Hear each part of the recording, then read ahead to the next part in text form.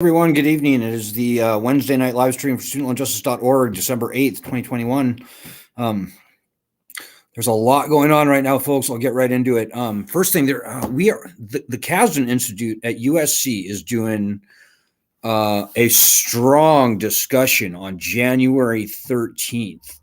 I'm going to paste the link to it below, hopefully in the comments. So if you're watching this on Twitter or Facebook or YouTube, we'll put it in the comments below. Register for this event. It's a Zoom thing. It's free, but it's going to be really strong. Really good writer. Elizabeth Shermer is going to be there. We're going to be there. The film's going to be there. scaredtodebtmovie.com. Yes. So register for this event. It's free. It's on Zoom. It will be very, very, very strong. And by the way, if you have any questions or comments, throw them out if you're watching us on Facebook. And we will be very happy to respond to your questions and comments. Okay, so, hey, by the way, also, thank you to everybody who interviewed with the Wall Street Journal reporter, Rebecca Ballhaus. That article just came out today, which featured at least a couple of our members. Oh, they put some photos of our people in there too, so Rhiannon tells me. So that's awesome. Thanks for stepping up. I've got to be honest, folks, and I've got to tell you that the article itself was pretty bad. And this is kind of par for the course for the Wall Street Journal. You know, they listen to people from the swamp. It's what they do. So they quote people like Jason Delisle, which has been against the borrowers tooth and nail for decades now. He is just so terrible. And don't even get me started on how much of a swamp creature he is. He's one of those people who claim to be conservatives, but really, they are fighting tooth and nail. Jason Delisle is fighting tooth and nail to keep this ridiculously, catastrophically failed, nationally threatening, did I say catastrophically failed? Lending scam going. So I hate it when they do that. The Wall Street Journal is better than that. If they want to stop doing a huge disservice to their readers and start reporting the truth, which is that this lending system is failed, and it is, they would be doing a great service to the public. So I wasn't super thrilled with today's article, but you know, whatever. Just getting a few good stories from our members out helps a little bit. So, and by the way, I sent an email to the reporter saying what I just said, but giving facts and figures to back it up. Jason Delisle is a swamp creature. Even Terry Hartle has been a swamp creature for many years. But anyways, you can read the article for yourself and kind of see the kind of games that get played certainly in the Wall Street Journal's pages. You know, none of the national media is super good on this issue, I have to say. We haven't seen the New York Times do anything meaningful on this for years. The last time I saw an actual good article in the Wall Street Journal was maybe 5 years ago. And then before that, I'd have to go back to 2004. So it's crazy. I don't know why it's so hard to get simple truth out there, but the lending system is strong, guys. I'm not going to lie to you. Anyways, so yeah, register for that event. That announcement, very good. The most important thing that's going on right now, guys, is we are pushing all of our senators to co-sponsor S-2598. This bill will return bankruptcy protections to federal student loans. Now, if you're watching me, you probably want loan cancellation. I want loan cancellation. In fact, we started the petition that launched the concept of canceling student loans by executive order into the public conversation.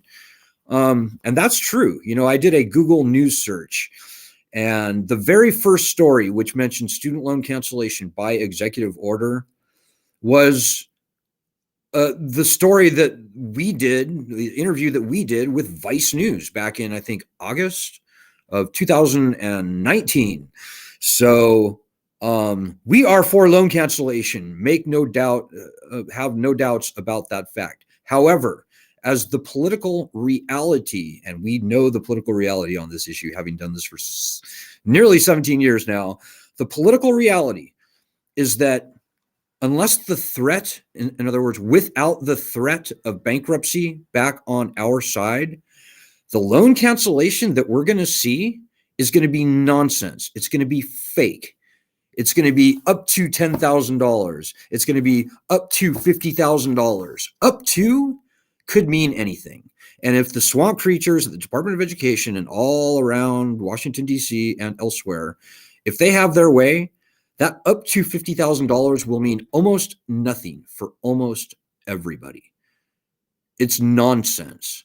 We've got to get the threat of bankruptcy back on our side if we are going to see any meaningful student loan cancellation. Now, there are a couple other groups in this space that we find ourselves in. I'm not going to mention any names. Why they are not fighting as hard as we are for bankruptcy, for the return of bankruptcy protections, is baffling and borderline disturbing.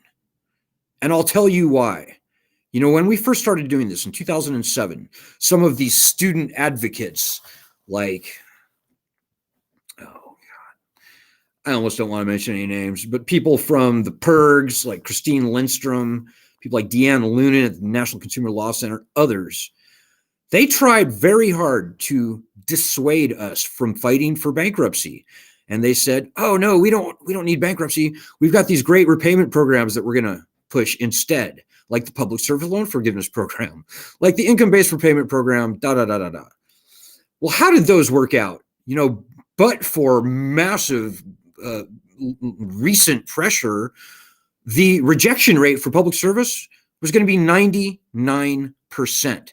The rejection rate indeed for all of the other loan cancellation programs, loan forgiveness programs, the so-called income contingent repayment programs, the rejection rate for all of those is over 99%.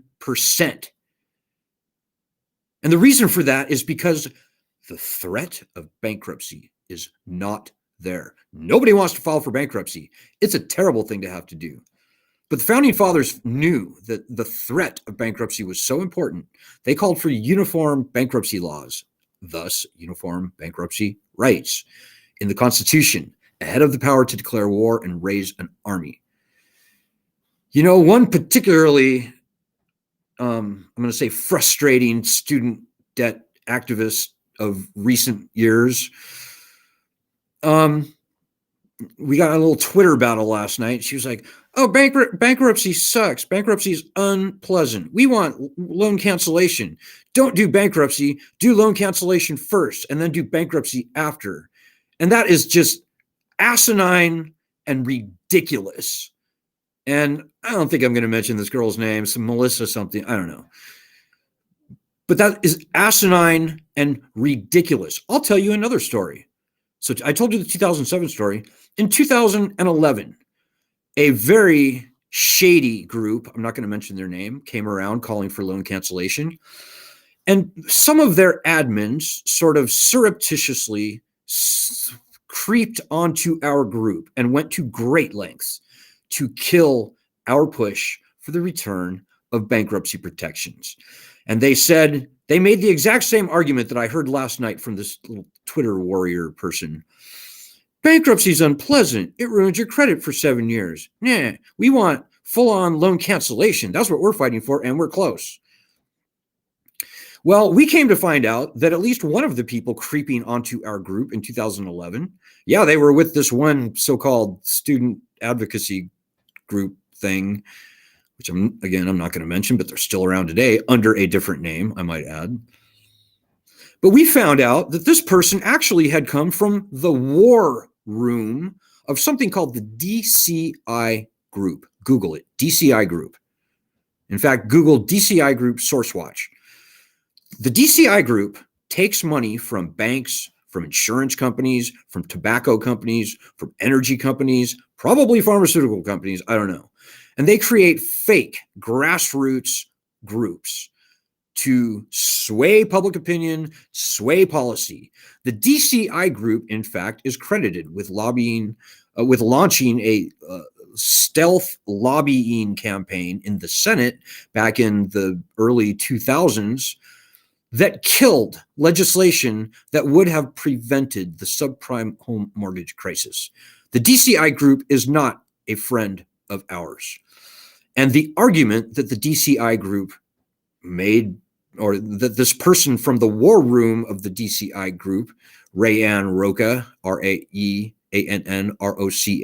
who had just come from the war room of the DCI group, the argument that this Rayanne Roca person was making is precisely the same as the argument that I heard this Melissa person making last night.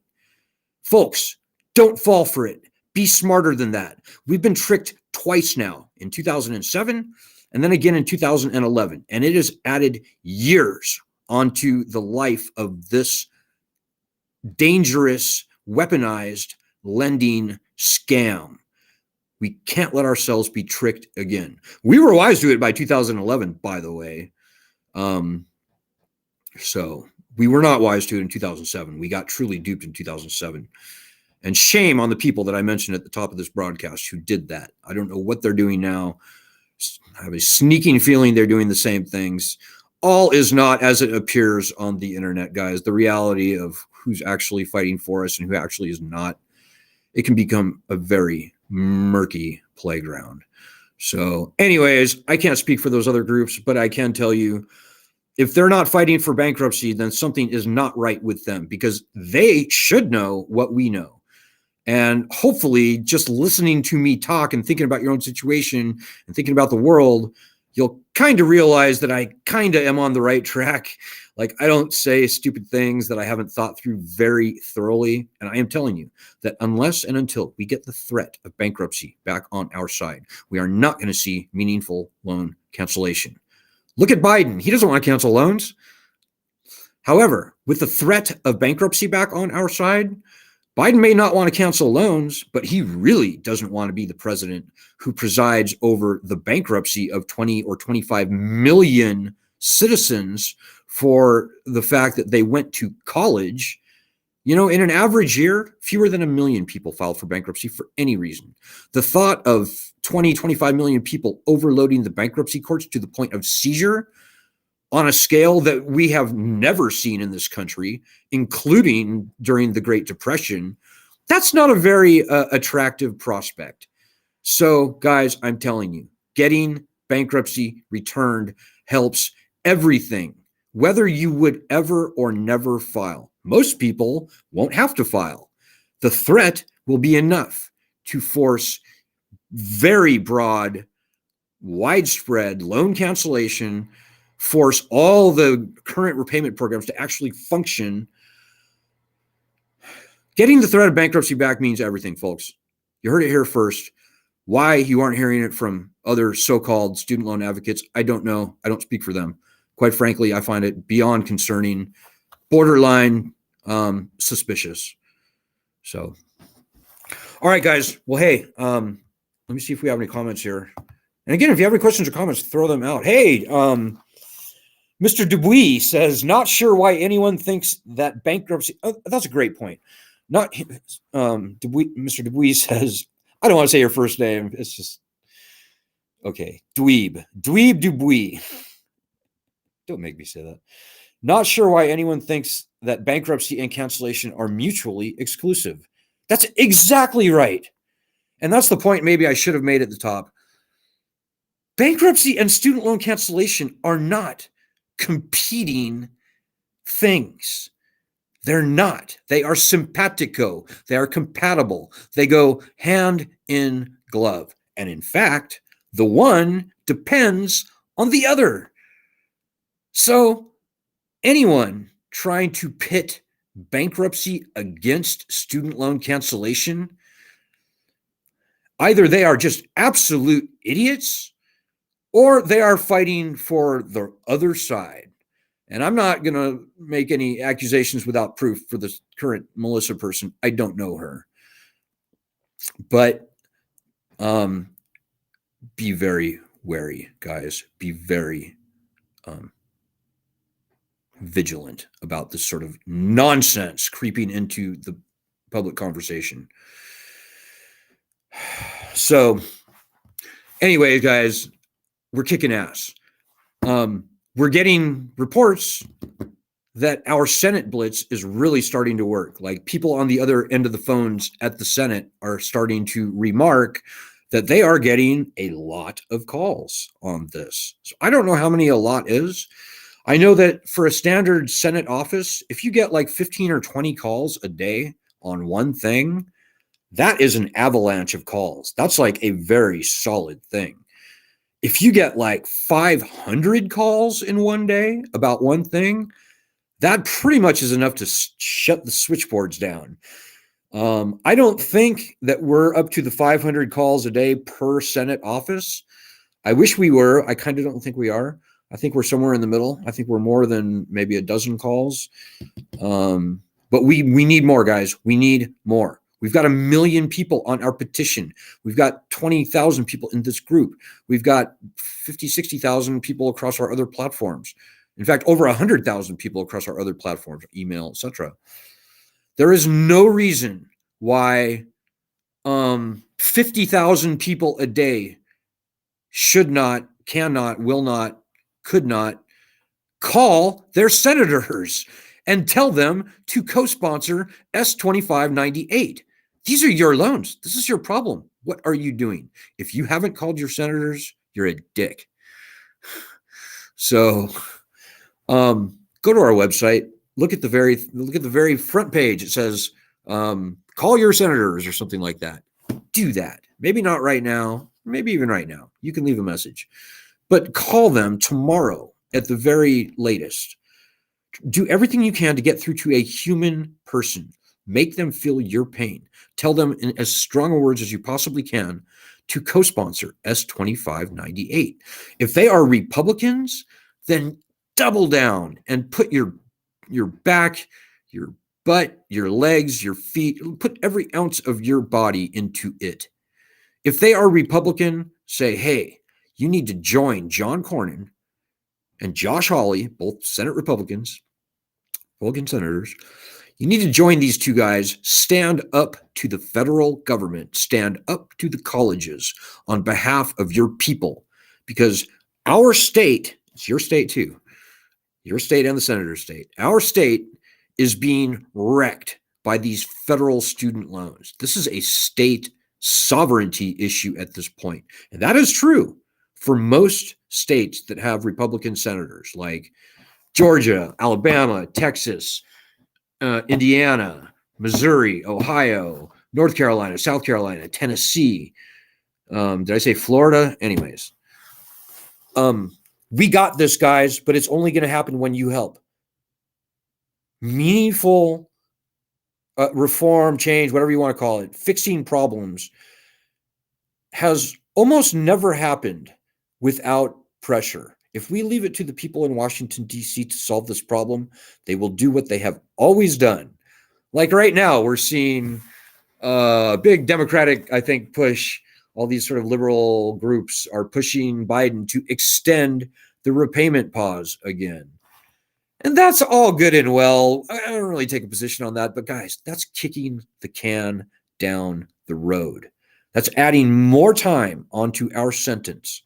I'm not against it. I mean, but the fact of the matter is, I would almost like to rip this Band-Aid off sooner than later, because this lending system is dead. It's dead.